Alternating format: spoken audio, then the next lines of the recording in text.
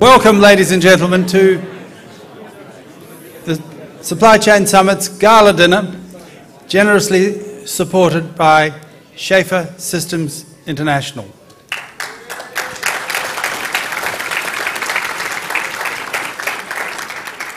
As before, after the main course, I will introduce our speaker, Paul Gilding, and after dessert, Brian Miles of Schaefer Systems International will propose a vote of thanks. A couple of other things that happened in between time, but I'm going to leave those to John. So please enjoy the dinner. Before you all get out of control again and make a lot of noise, I'm making a bid to take over the MC job from Ralph today, because even though he's done a fantastic job. But what I would like to do before we start the dinner is do something a little special, and that is to invite Tony Hansey up to say a few words. I've told him he's allowed to have 6 minutes. His wife said 4. It's going down. Tony and I first met in 1994 when he knocked on my door one day. He was from Anderson Consulting and said to me, would you be interested in having an alliance with Anderson Consulting? And I wasn't too sure about this, and it took a while, but we did come together, and I joined Anderson as a partner with Tony, senior partner in the business. And of course, then Anderson IPO'd, became Accenture. I was involved in the global supply chain, and after 7 exhausting years I retired, and Tony retired soon after me, and he went off. I went off to do some supply chain stuff, and he went off and started to grow wine.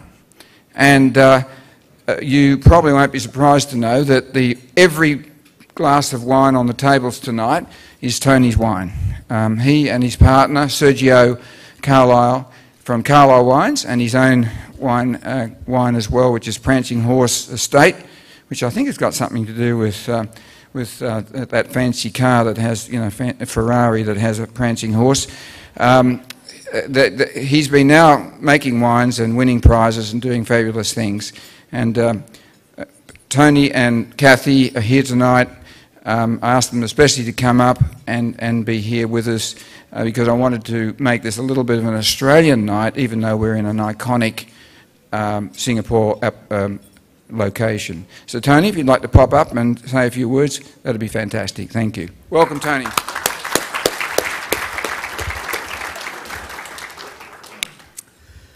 Well, I guess it's time to hear from the booze guy. And I don't mean the booze Alan Hamilton guy. I've been in the wine business since the 21st century, and it's really become my primary focus in life, other than entertaining my wife. In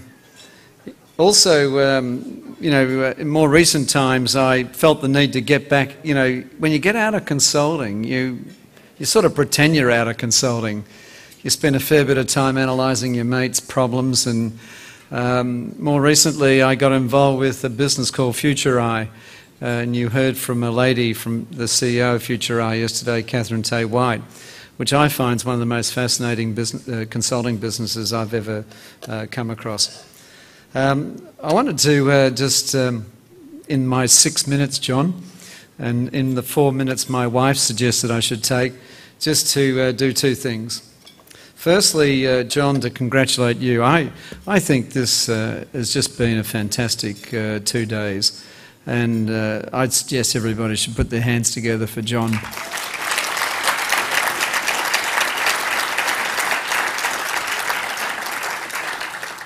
I'd summarise it as being a dialogue that created insights, and that rarely happens, in my view, in conferences. You get a lot of stuff, but I think the quality of the exchange between the audience and the panels was really first rate. And I never ceased to be inspired by John's enthusiasm and energy, and I think you saw it demonstrated here. He doesn't talk in a pedestrian manner. There's real passion in what he has to say. and you can't help but be inspired by it. Why the wine industry? You know, when I decided that I'd had enough of being on and off of aeroplanes and continually jet lagged, I thought to myself, well, what makes sense? And, you know, after 20 years in consulting, I was going to become unemployable. And so the first real logic was I needed to buy myself a job.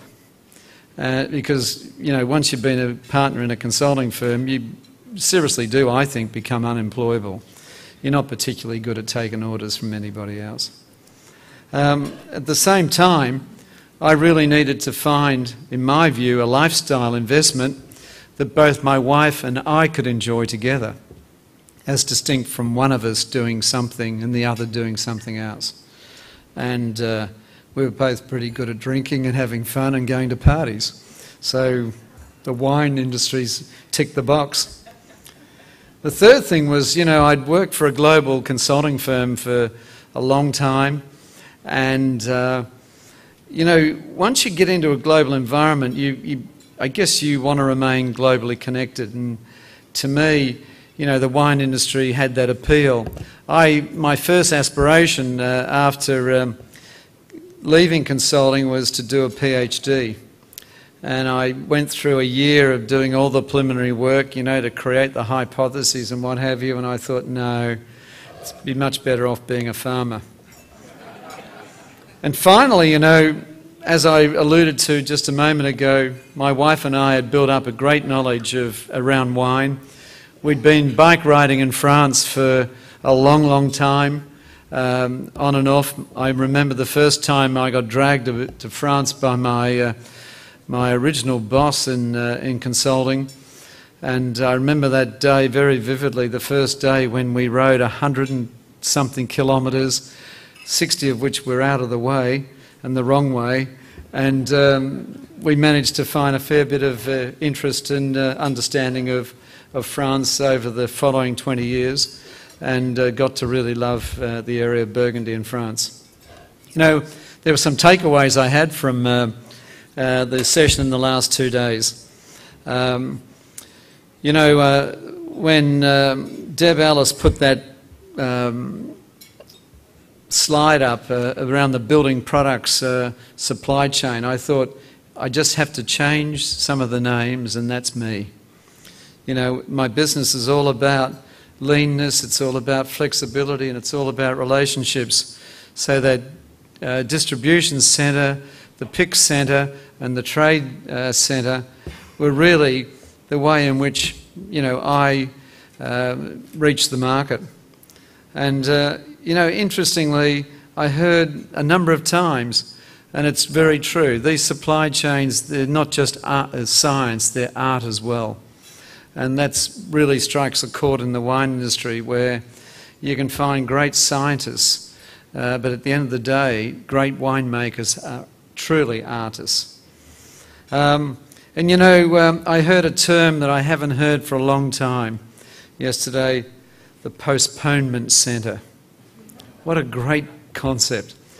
You know, in winemaking, 80% of your cost is already determined at the point at which you go through the processing of a vintage. You only have 20% of your cost left to play with post the wine leaving the barrel into a bottle.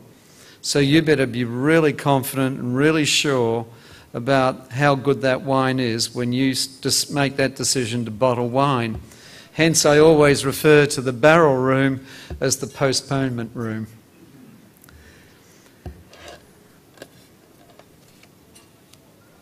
You know, I'm in a business without silos. I deliberately organised myself, and I was always fascinated by organisation theory, and as a strategy consultant, I always had the view in consulting that organisation was very much part of our strategy as a consulting firm. And I get the sense, as I listen to the conversations over the last 2 days, that organisation and the way you organise may well become very much part of the strategy of being effective in supply chain management. I'm a business without silos. I've set myself up so that there is only myself, my vineyard manager, because he is absolutely critical in my business, and a winemaker. They're the only three permanent aspects of my business. Everything else is outsourced. So I have the ability to access those three or those options on a continuous basis. And I seek to continually configure my business accordingly. I don't regard anything as sacrosanct, and I don't regard anything as unchangeable. And I'm absolutely certain that if I don't adopt that approach, as I heard in the last couple of days, I love the language "game over." And I think that's very true in the world of competitive winemaking and really competing on a world scale. The final thing about this, I'd say, is creating scale is absolutely critical in my business. And it led me from being in the wine industry, making wine and selling wine, to becoming an importer distributor, because I very quickly realised that as you grew, you needed to be relevant. And so I thought, what a great idea to remain globally connected. Why not become an importer distributor of French wines? And so I went from being simply a farmer to an importer distributor. This concerns my wife greatly, and she's sitting there with a frown on her head thinking, God, I didn't know we did that too. A word about the wines. There are two brands of wines here tonight, but there's a common feature to them, or there's two common elements. One is the winemaker, a guy named Sergio Carle, who's the business partner with me in Carle Wines, who is truly an outstanding winemaker. And the other brand is Prancing Horse, and Sergio is the winemaker for Prancing Horse also. And if you looked at the Sense of Place wine brochure outside, you'd see there was a third brand called Turner's Crossing, for which Sergio is a part owner and also the winemaker. And in the wine business, if you want to be successful, there are a few things that are essential. One is to have an outstanding winemaker. And Sergio, in my view, is a truly outstanding winemaker. And when I decided to get into the wine industry, I had a serendipitous experience of being introduced to a bottle of Carle wine by a sommelier in Sydney when I'd ordered what I thought was the best bottle of Chardonnay made in Australia by a guy named Rick Kinsbrunner from Gioconda. And I tasted the Carle wine, and I then made it my business to go and seek out Carle and find out all about Carle, and finished up being in business with Carle 11 years ago and still in business with Carle today. These wines, I'll talk about two in particular, the Pinot and the Chardonnay. The reason I talk about them is they came from what is the most difficult year we've ever experienced. We thought that until the last 2 years, but in 2009, the temperatures got to 46 degrees in Melbourne. And if you do the maths on that, I think it's about 115 or 116 degrees. We had horrendous bushfires with really fatal outcomes, with 200 people, deceased as a result of those bushfires. And I always remember the day of that bushfire and the eerie feeling that we all had. We were at a Pinot conference that day, bringing together winemakers from around the world. And it's something that we will never forget. And the year, interestingly, despite those temperatures, was an incredibly cold year. It was the shortest growing season that we experienced in the last 10 years. We'd had 7 years of drought, and 2009 was the toughest year we ever experienced in reality, combined with smoke taint from bushfires and the coldest growing season we've ever experienced. The good news is that we released these wines 3 months ago. The Pinot Noir is all sold out, so you can't buy any. The Chardonnay is still available because we make 3 times as much Chardonnay. But I guess the bottom line to it all is that, we are farmers, firstly. We sort of become marketers, secondly. But at the end of the day, our business is simply a collection of supply chains. Thank you.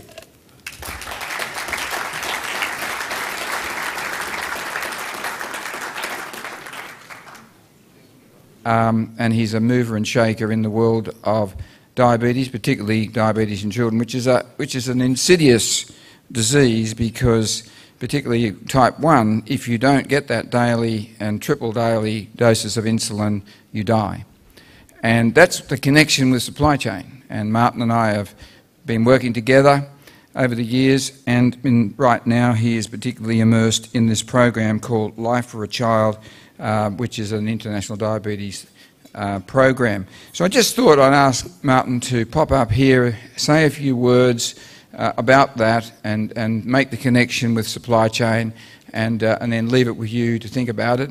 We are going to make sure that some of the surplus created from this event is going to be donated to the Life for a Child program. But of course, if you wish to be involved in all, I know the GKS people. Where's Matthew Winterman? Where's he? I can't see him tonight. I met some of the people at GKS in London just a couple of weeks ago, and they said they'd love to be involved. And I know a number of pharmaceutical companies have already been involved. So I hope you'll bear with me. Martin, we'd like you to come up and say a few words. Can we please welcome Professor Martin Solik. Thank you, John.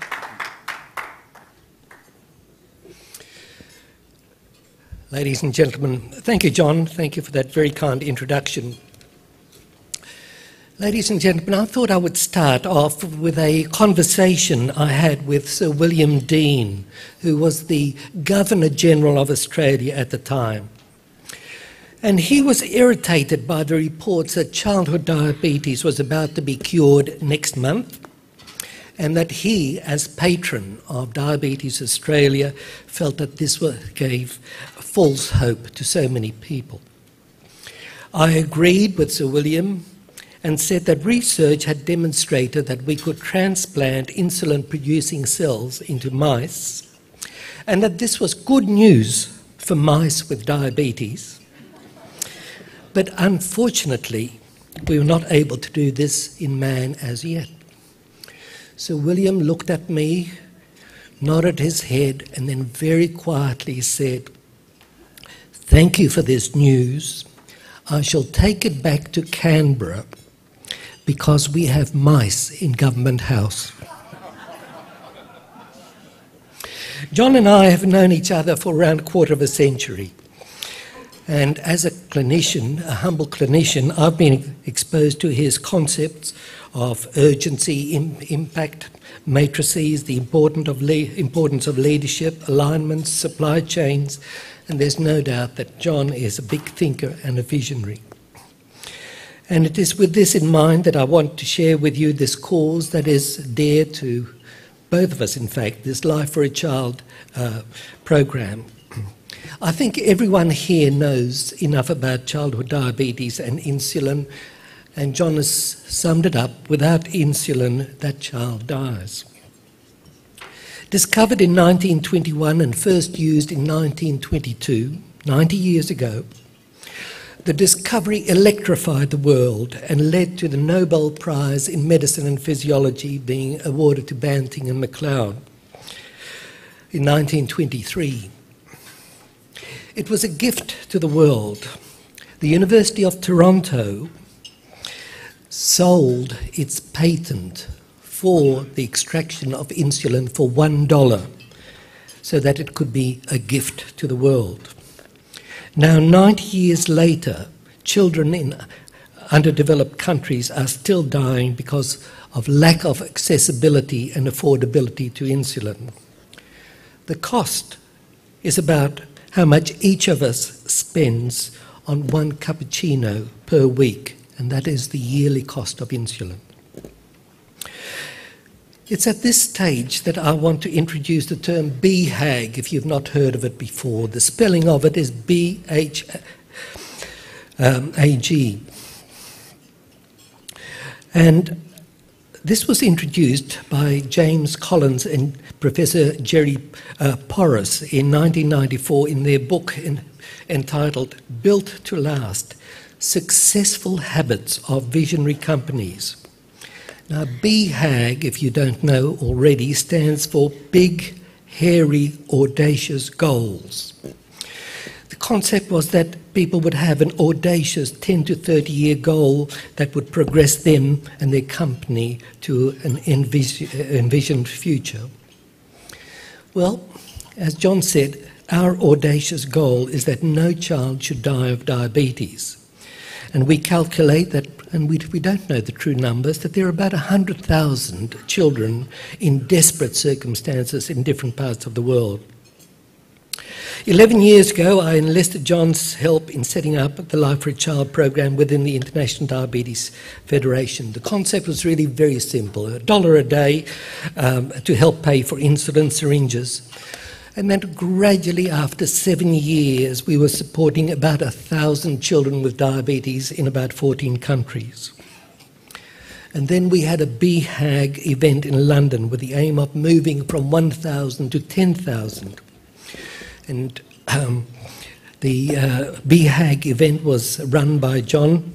He came to London, and we invited the WHO, the Centre for Disease Control in Atlanta, Juvenile Diabetes Research Foundation, farmers, to a one-day conference just outside London Airport.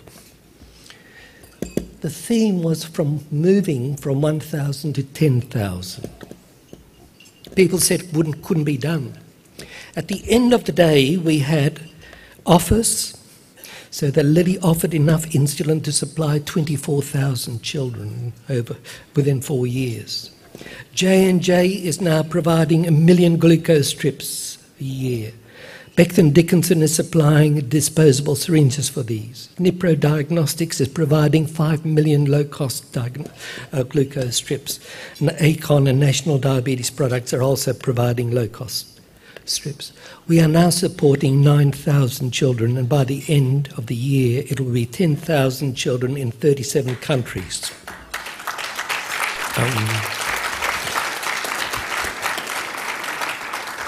We only work with established diabetes centres and with local champions. We do not establish a parallel system of care. Our next country of need, we feel, is India. Currently, we're supporting roughly about 1,000 of these 9,000 children in 3 centres, in Nagpur, Vellore and Haridwar. But we know that the need is much greater than that. So our next BHAG is to move in India from 1,000 to 10,000. But to do that, we need a partner who knows India. We need some support to do research and to identify the need and the centres of excellence. And we need to have a workshop. And we are well on the way, I suppose, because we know many of the doctors and hospitals, but we do need support. I would like to leave you with a thought, because so much of what we do day in, day out is incremental growth. Every so often, however, an opportunity comes along to drive a big, hairy, audacious goal. And the goal of no child dying of diabetes is an audacious goal. It is achievable. It can be done. I would like to thank John and the organisers of this conference very much for making Life for a Child the beneficiary of the proceeds. I'm most appreciative on behalf of the children with diabetes around the world. If you know of some organisation to assist, then please see John or myself. Thank you very much for your attention. It truly has been a privilege to be here.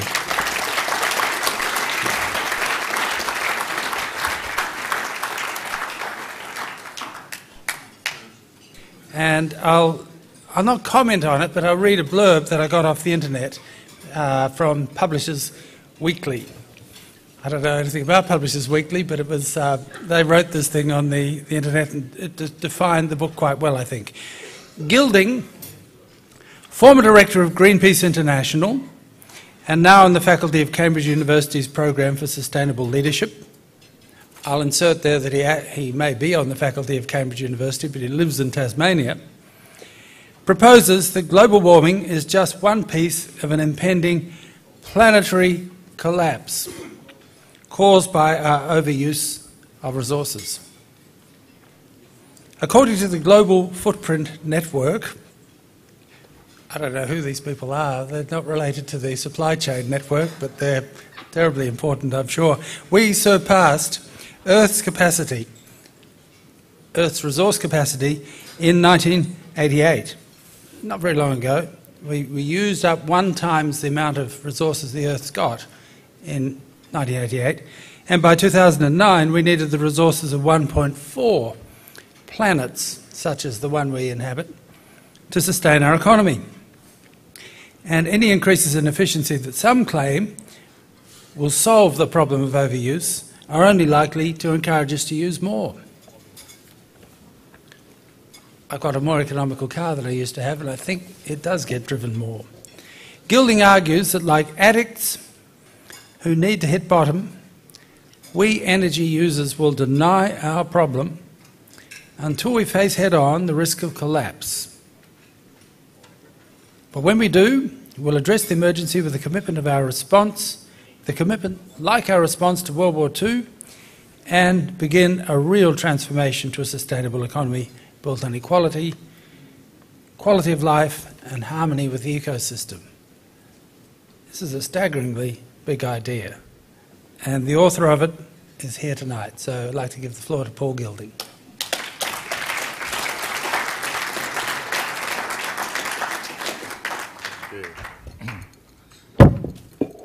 G'day. Well, that should have woken you up.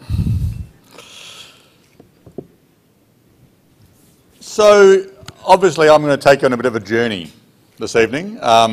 As Ralph suggests, quite a big one, hopefully quite a challenging one. I've asked for the house lights to be up so I can look you in the eye and see how uncomfortable you really are. Before I begin that process though, let me give you a bit of context. The Greenpeace thing kind of in my history is like a tattoo on the forehead. You can't kind of get rid of the Greenpeace connection, nor do I want to, but I should emphasise that I've spent the last 20 years in business, advising corporations like DuPont, Ford, BHP Billiton, a range of companies, China Light and Power and so on, about sustainability as a business driver. So I really want to emphasise that to you because I want you to think about what I say tonight, not just as a citizen of the world and as a person, but think about it as a business question. Because I think about it now as a business question. I think about this issue as a question that's framing the future of the market, not just of civilisation. And I think it's quite important to get that kind of mindset. Because in strategy for companies, and I spent more of my life as a strategy advisor than I have as an environmentalist at Greenpeace. As a strategy advisor, I know that most people in business think about strategy as a product question, as an operational question. How do I get my products to be the right product, deliver them cheaply at the right time? Of course, a big important topic here. And that's where most energy in business goes to. And where it doesn't go, even though it's always acknowledged as being important, is to the context of that. The context in which you develop a product, the context in which people buy the product, the context in which it's made, the framing conditions in which the market exists.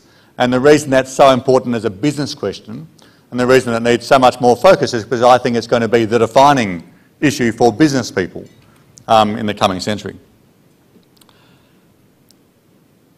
So get ready for a ride.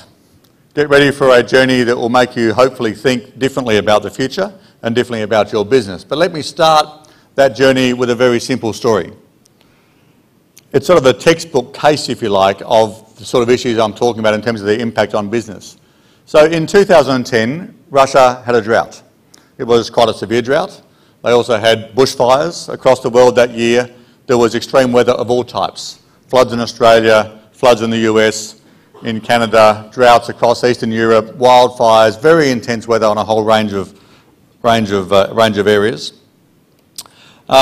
And Russia in particular, though, had the most extreme drought and concerned they couldn't feed their people, suddenly without warning banned the export of wheat and other grains and said we would like all that grain for ourselves because we'd like to feed our people. Fairly reasonable position. Because of the extreme weather happening around the world, the wheat market, which had forecast to be quite stable that year, probably an oversupply, suddenly spiked. And within sort of 7 months, by early 2011, the global wheat price was trading at double per bushel what it was 6 months earlier. By early 2011, the eminent Food and Agriculture Organisation announced that their food price index had reached an all-time high. And they warned the world and said, this is a problem, because the last time it reached this level, a bit below this level, in 2008 we had food riots in 16 countries. So you should be aware we're facing those dilemmas. A month later, after another 3 or 4% rise, of course, what happened was there were protests about food prices in Tunisia and in Egypt. Shortly thereafter, of course, the Arab Spring erupted. Governments changed hands. There was great deal of tension in the world. There was concern about the oil supply, so oil prices started to approach their 2008 peaks as well. And of course, soon thereafter, we had quite a major military intervention into Libya, and we have ongoing developments in there as a result of those changes. All of that, of course, was occurring in the middle of the greatest financial crisis we've had for nearly a century. So the kind of question to ask is that our new reality? Because to me, that sort of situation where extreme weather in a variety of countries triggers political uprisings and change in other countries, right, triggers a potential global catastrophe in terms of oil prices, is the sort of world that we live in. Now, we kind of dodged a bullet this time, because in actual fact, it was Russia that had the drought, not the US, right? So it was 10% of globally traded wheat, not 30%, right? We had regime change in Libya, which kind of was a good idea anyway, as opposed to regime change in Saudi Arabia, which may not have been so convenient for us. Right, so the point of this is our new world, where everything is so tightly wound that a major trigger can unleash a series of events that will, as a result, drive very significant change. And next time we may not be so lucky. But then the question becomes, as I said, was that luck? Or was that just a couple of bad years anyway? Are we actually facing this world where these triggers are now endemic, where these crises are normal, right? Or are we just going through a bad patch, as we've gone through many times in human history, and we'll get back to normal sometime soon? So the context for my answer to that question, and why I do think it is the new normal, and actual fact it's actually the beginning of the new normal, is because there are kind of 4 words that summarise this idea to me, and they're the first 4 words in my book, and they are, the earth is full. It's full of us, but more importantly, it's full of our stuff. We've reached a point, and I'm going to come back and explain this in a bit more detail, but to simplify this kind of ridiculously simple, the earth is full, we're simply using more resources than the earth can provide. Right? And we have this sort of almost faith-based belief that somehow we can overcome the laws of physics and chemistry and biology, right? And somehow these limits will evaporate, that will somehow just magically work our way through these issues because we always seem to. And my point is that's not right this time. It has been right in the past, it's not right this time for reasons I'll come to. The reason it's not right, the reason that these issues are so important to us now is that, and I want to really make this point very strongly, we're not talking about polar bears, right? We're not talking about things that are nice to have. We're talking about the fundamentals of the economy. So if you look at analysis by any number of organisations that do this on a global basis, the Millennium Ecosystem Assessment, for example, looked at global ecosystem services, the things that we take from the earth, right? The services that we need to support our economy. Not to support our weekend, bushwalking expeditions as nice places to be, but to support our fundamental economy. The soil, the quality of the air, the quality of our water, our basic resources that we need to support this economy. And their answer was that 16 of the 25 of those ecosystem services was being used by us unsustainably. Now, that sort of doesn't sound very nice. Unsustainably sounds like we shouldn't probably do that. But my point is that that kind of idea of unsustainability has become a philosophical question rather than a practical question. And we forget that when things are unsustainable, they stop. Right? And that kind of idea that you can't keep on burning you through your capital, and at some point you'll pay a price for it, I think is the issue we're facing here. Ralph mentioned the work of the Global Footprint Network, which, you're right, they are very important, interesting people. very significant scientists who've analysed how much earth we would need in terms of available land to support this economy at our current rate of consumption. And the answer now, by the way, it's changed unscarily fast since I first wrote the book, to 1.5 Earths is what we need. And despite the best efforts of SpaceX and the great talk we had last night, we're not likely to find any other planets nearby that work as well as this one and that we can get 3 or 4 billion people to in particular. So the fact that we're using our resources unsustainably and that we're using more than an Earth's worth of resources is not a philosophical question. It's a very practical question. The reason is that we haven't stopped the process yet. That when we talk about using 1.5 Earths, then we could, of course, fix that problem. It would be a very difficult challenge, but we could certainly take out a third of our resource use in the world. That would not be, it would be kind of a World War II type mobilisation, but we could do that in 10 years if we needed to. The problem is that we don't plan to stop at this point. We plan to go on from here to take this economy, which is operating unsustainably, which is burning through our capital, and we plan to then increase the size of that economy by about 400% by 2050. So we plan to go from 1.5 Earths, allowing for spectacular increases in efficiency and solar power and so on. We plan to go to about 3 or 4 Earths by 2050.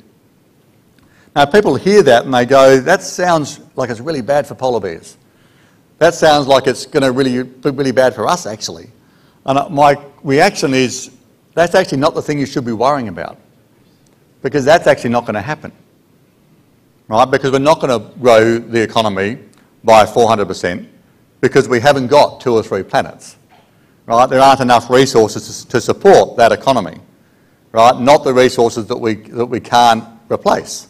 And we're talking about food. We're talking about, basic things, and people will tell me these great stories about digitalisation and the transformation of the global economy and how I lack faith in technology, which I don't, which I'll come back to. And I say, the people of India and China don't want an iTunes store, right? They want cars and chickens, they want milk, they want houses, they want TVs, they want stuff.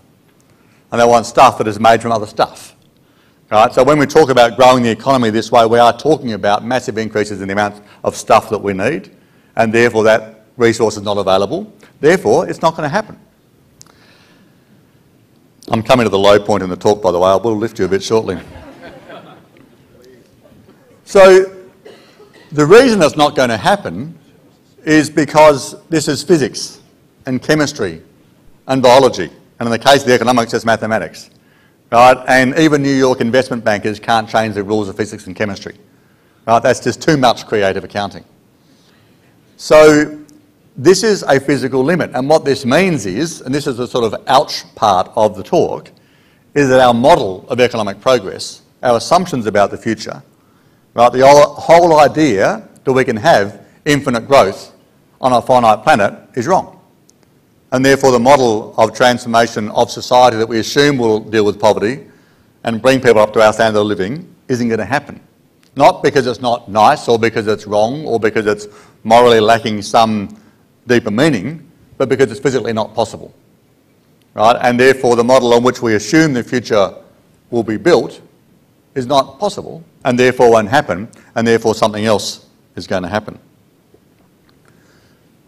Before I get into what that something else might look like, let me just really emphasise once more, this is not about the environment, right? This is about the economy. And the reason that we can be sure of that is that financial people are now saying the same thing. So Jeremy Grantham, one of the biggest investors in the world, his firm GMO manages $100 billion a year, talks about the end of cheap resources because, of course, if you use up too many resources, the supply becomes short, the prices go up. And his point, very simply, is that we've had 100 years of constantly decreasing resource prices and now they've gone up by the same amount they fell in the last 100 years. And where he says we're now at a new baseline, and from here we move up in terms of resource prices, which of course is what happens when you use up too many resources, they're not available at the right price. This is what the OECD is saying, that we're going to have to radically transform our economy. This is what McKinsey is saying, that we have to radically change our resource use or face blockages to progress. So this is no longer kind of just an issue about concern for the planet. In actual fact, it should never have been concern for the planet because the planet will actually do very fine regardless of what we do, because the planet works in very different time cycles than we do. And if it takes a few billion years for it to recover, the planet will say, oh, that's fine. That was a funny kind of period when they all arrived and dug up all that sunshine and coal and oil and put it back in the atmosphere again, but that's okay, we'll move on. So the planet is not our problem. I'm a humanist rather than environmentalist in that sense. I'm concerned about the future of human civilization, and that's the issue that we should be concerned about. So if you're not convinced by the economic analysis and you're not convinced by the environmental analysis, be aware that the people who ring me most now to come and talk to them are the military and the security services, right? Because they think that these issues are going to unfold in a way which is pretty ugly for us as a society. I was here in Singapore a few months ago talking to the Chief of the Army, the Air Force and the Navy and the Joint Chiefs about these issues as drivers of change. Right, so be aware that this is not kind of the wacky ideas of a former Greenpeace guy. It is the wacky ideas of a former Greenpeace guy, but it's not just the wacky ideas of a former Greenpeace guy. So how will this unfold? If that's not going to happen, how are we going to respond? You know, if the model that you think, most people think is going to unfold around the world isn't the one we should follow or will follow or can follow, what will happen instead? The first thing to be clear is that, and this is kind of unfortunate but just reality, is that we don't respond to problems until they become a crisis. And whether you look at, you know, most people's personal health, government finances, you know, companies that are on the verge of bankruptcy, whatever you look at, we don't change in a big way until we're forced to. Now, that's unfortunate, and we could spend the rest of the next century discussing why that is, but it's not going to change in that time frame. Right, so we are going to respond to this issue, but not until the crisis hits. The good news and the bad news is that the crisis is already here, right? Is that we are now seeing the consequences. We don't see it every day. You go to the streets and things seem to be fine, but if you look at the evidence, financial evidence, security evidence, conflict evidence, environmental evidence, you'll soon see that we are now actually unfolding into the crisis of what I think should be called the end of growth. We're going to see a lot more of that. We're going to see more climate impacts. We're going to see more food crises. We're going to see more volatility, more dramatic change as we hit those limits. Because as we do, and this is the PowerPoint part of my presentation, by the way, this is the Earth. This is the economy. As you may have noticed, the Earth is smaller than the economy. So therefore it's squeezed inside the planet. And what we're effectively doing is hitting the walls of limits. As we hit them, we'll bounce off again. So in 2008 we hit them and we bounced off. We're starting to hit them again. Oil prices are going up, food prices are going up, we're going to bounce off. Right? And we're going to keep on hitting them and bouncing off until we wake up and recognise we need to change. And that's the process that is unfolding now, which means resources become more expensive. It means BP drills for oil in places that can't manage the consequences. Right? It means that China, Saudi Arabia, other countries are going around buying up farmland around the world because food is going to be the most important resource that we need. And in the last, just since the 2008 food price spike, by the way, 4 countries, including China and Saudi Arabia, have gone and bought up an area of agricultural land, leased or bought an area of agricultural land equivalent to half all the arable land in China. Right? So they're not buying farms, they're buying countries, effectively. Right? And that's a completely rational, very sensible market-based strategy. Right? When supply is constrained and supply is important, you look after your supply chain. So they're simply looking after their supply chain, but there are consequences of that in the next food crisis. Where the food goes and who controls it will become a major issue.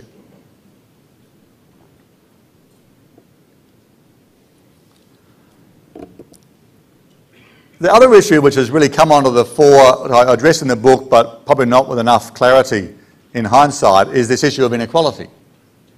Other thing that's going on in the world is that we're becoming more unequal, dramatically so. And we've all seen the Occupy protest and the reason, that what people do in that context. We are becoming a lot more unequal as a society. And as a result, the tension is increasing in society. So we have this sort of tightly wound system of inequality, ecological constraint, resource constraint, and growth being stuck. And we're in that sort of that cycle, which I kind of think about as the sort of growth debt trap. That if we don't grow the economy, we can't pay off the debt.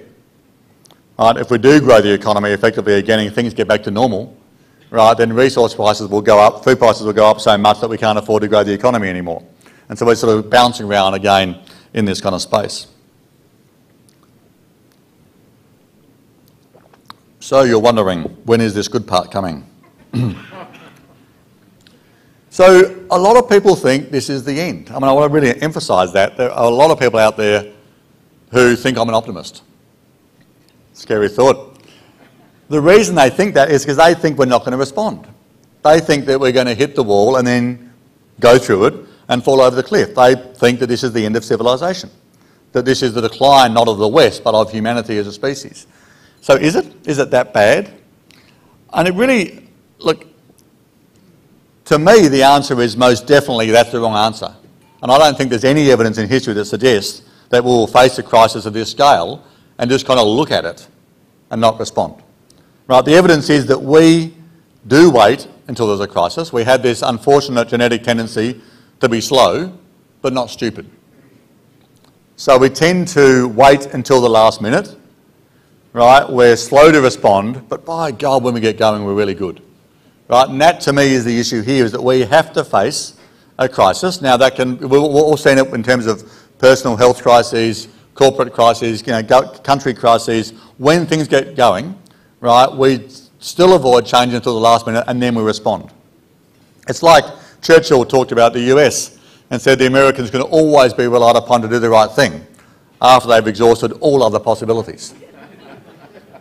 And that's sort of like what we're like, right, is that we will avoid it and we'll try and resist it, but in the end we will do the right thing, right, and we know what that looks like and we know how to do it.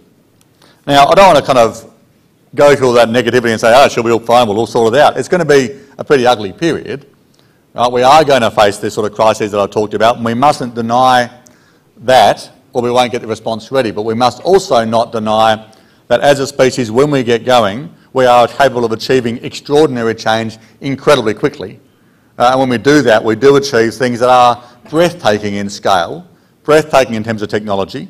Right, and we saw that in World War II. We've seen it many times since on a smaller scale, that once we start to do something, change happens in a way that we can't imagine just beforehand.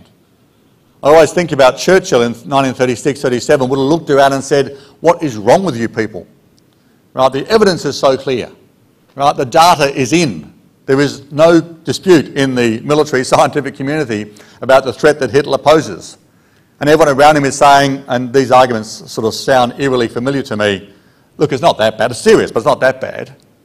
Right? We can't really afford to respond. The economy can't cope with that. People won't deal with that level of change. Right? These were the same arguments used then, and yet within just a few years we had this incredibly dramatic transformation. In the case of the US, think about this in the context of the US Congress today making a decision. 4 days after the bombing of Pearl Harbor, the US government, after promising they wouldn't do this, banned the sale of civilian automobiles, right, and said you must now convert all your factories to the war effort. Having just a short time earlier completely promised that wouldn't happen. Now, of course, that's what political risk is about, but that's also what change is about in terms of how we move forward. So let me give you a small example of what that might look like. So just imagine for a moment the world listening to the climate scientists, all the academies of science across the entire world, every major group of scientists that have ever looked at this issue, come to one conclusion, and that is that climate change is a serious issue, that we should respond, and the most we can warm the world by is about 2 degrees before it becomes catastrophic and we risk collapse and system breakdown. Now, 2 degrees of temperature increase above pre-industrial levels, just by the way, so you have the basic science, gives us a 50-50 chance of not going past that breakdown point. Now, personally, if I was playing with the future of civilization, 50-50 doesn't seem like a very good odds to me, but let's accept that madness for a moment and think about what that means. What it means is that 75 to 80% of all the existing proven reserves of coal, oil and gas can't be burnt. Right? And the rate we're using them up now, all those reserves that we can afford to burn, the 25% that we can burn and keep below that target, will be gone by 2024, which is alarmingly close. So to address this issue, we have to actually take out the coal, oil and gas industries from the economy inside a couple of decades. Completely unimaginable, completely incomprehensible. Equally incomprehensible is the idea that we will sit here and let the world fall apart, right? And just ignore the fact that we are facing the level of crisis. And that, the reason I put that juxtaposition to you is because that's the sort of situation we're facing, is the choice between unimaginable consequences and unimaginable change. And that's why people think that we may not respond, whereas my view very strongly is that we're going to. The solar industry has worked this out. The solar industry grew at 40% last year in the midst of this so-called difficult economic times. The forecast for the solar industry in 2014, get a lot of this as a sort of supply chain challenge. 2014, the industry will be somewhere between $47 billion and $100 billion annually. So the estimates of its growth are so wild, but also so varied in a 2-year period that that level of growth is just going to drive massive change through the economy.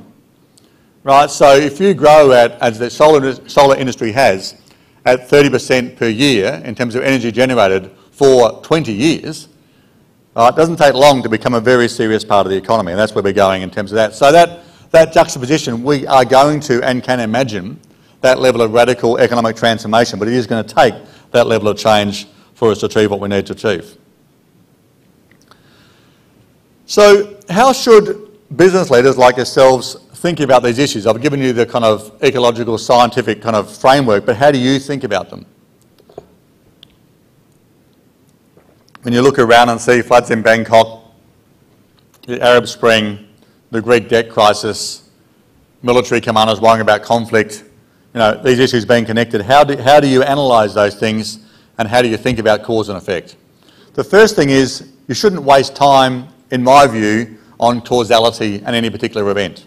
We could spend the entire evening, for many, many years actually, discussing the debates around climate science or other levels of science in this area. The point of that is that the causality of this stuff is always going to be hard to pin down for any particular event. What you can say is that, when a bushfire occurs and the fuel is tinder dry and it was a very hot day and a spark lit a fire, was the fire caused by the spark or the very hot day or the tinder dry conditions? Right? And that's what we face globally, is that we have built up the conditions in which a spark can unleash the sort of crisis I talked about in terms of the Arab Spring. And that's where we have to think about these issues as business people, is to recognise that we're creating conditions for crisis, we're creating conditions in which this level of roll-on system transformation is likely to occur. So to think about that again, specifically in the supply chain context, is really listen to the people who are saying volatility is the new normal. Recognise that we are now facing conditions in which that is going to be inevitably more stressed as a system. We are going to have a lot greater volatility that is going to become the new normal. The change that we're going to see is going to be rapid.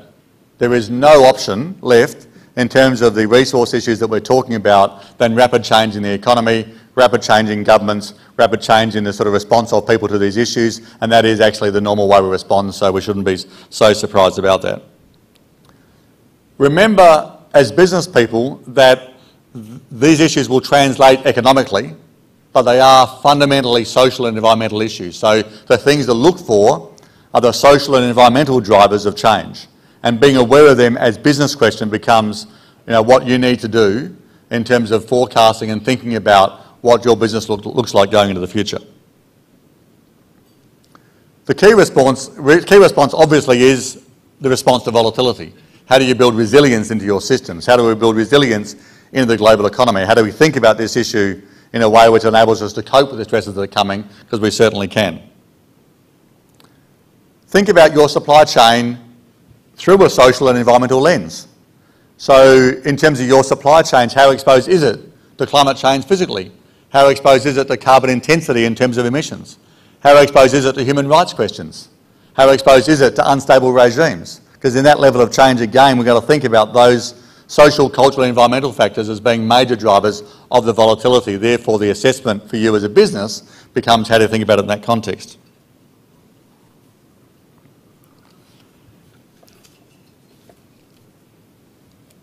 Let me conclude with sort of summarising these remarks in a way which we can take them away again as business leaders. Firstly is that humans, society and business has always faced periods of great change.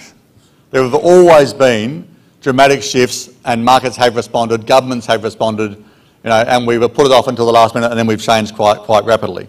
Some actually argue it's our greatest moment, that we respond best and have evolved fastest in those periods of great change. This means we are capable of changing and indeed flourishing in that context. So for human society, despite some troubling times, I have great confidence in where we'll end up. But for business people, we must remember that that level of change inherently involves a lot of Joseph Schumpeter's, the Austrian economist, creative destruction. It means that we will destroy many of, if not most of, today's companies and replace them. Right? And we're seeing that today in terms of the energy industry as new players enter and drive new markets. So society will be strengthened by that process overall, but individual companies won't necessarily be. So if your job is to steward a company, if your job is to think about these issues in terms of your organisation, then you need to think about, are you going to evolve? Are you going to adapt to those changing circumstances? Are you going to be a mammal and adapt, or are you going to be a dinosaur and not? Because that's the level of change that we're talking about, I think, when we're going to see this level of change unfold. Don't kind of deny what's coming. Don't shy away from the discomfort. Think about what this means in terms of the future of society. Society will respond, and when it does, it will recognise correctly that business is perhaps the most powerful force in our society. Business is probably the best vehicle we have for driving this level of change. The opportunity, therefore, for all of you is to understand that driving your business in this direction, getting ready for the change that's coming, makes your business stronger today, makes your company more resilient to these shocks, but also means that you're serving society at a broader level, and as actual fact, an enormous contribution to society as a whole. And therefore, I would argue in closing that this is actually an enormous opportunity for you to do your job really well, right, and to help society be a better place at the same time. Thank you.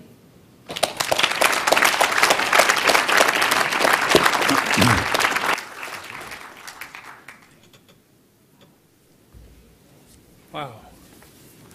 Well, all you supply chain guys, this is heavy-duty disruptions going to come down the track. So I hope you're prepared. Think about it. Now, it's time just to invite Brian Miles from Schaefer Systems International to give a vote of thanks. Thank you.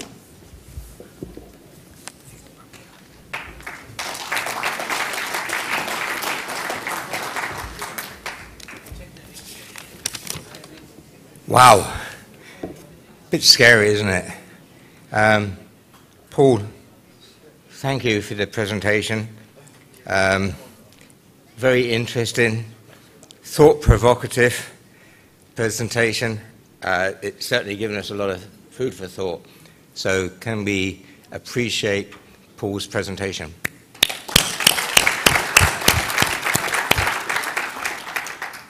On behalf of Schaefer Systems International, I'd like to thank John for giving us the opportunity to join this elite group of supply chain professionals.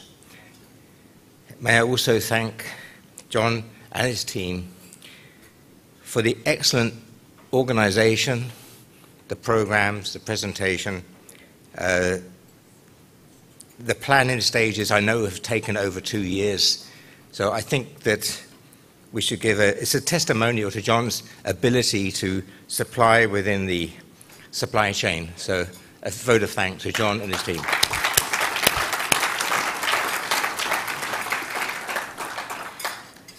The choice of topics, excellent. The distinguished moderators, superb. What can I say? The panelists,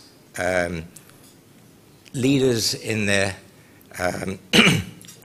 in their specific industries, were as good as we could expect. It set a benchmark for future conferences in Singapore, a very high tolerance level. So I think that John and his team have set standards in Singapore that it's going to be very difficult to achieve. Not to forget Ralph Evans as our admirable MC.